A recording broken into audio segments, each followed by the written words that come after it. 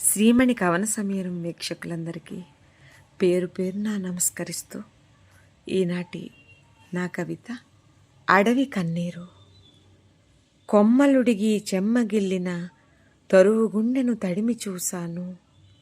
నేలరాలిన పూల గొంతుల ఆత్మగీతం ఆలకించాను. మోగబోయిన వేల కగముల వేదనంతా తరచి చూశాను. పరితపిస్తూ వనము విడిచిన కన్నీటిదారను సిరాచుక్కగా మలచి రాశాను.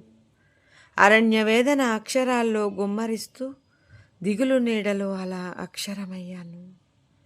ఒరిగిన తరుల ఆర్తనాదాలు, రెక్కలు తెగిన గువ్వల గోడు, ఉస్తూరనిన వృక్షరాజములు, గూడు చెదిరిన పక్షి కోనలు, కనులు తెరవని గ్రుడ్లు సైతం నేల కొరిగిన మోగవేదన, ప్రకృతి గుండెలు పగిలిపోయెను, పెకము గొంతుక ఎండిపోయెను, నిలువరించలేక నిర్లిప్తంగా రోదిస్తుంది పొడమి కానుపు.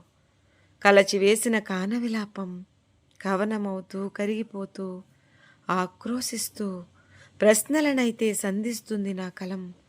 అడవి నిద్రలోకి జారుకున్నప్పుడు అమానుషంగా దాడి చేసిందెవరు? అనగనగా ఒక అడవిలో ఆ ఉదయం ఎందుకు గుండె లవిసేలా రోదిస్తుంది.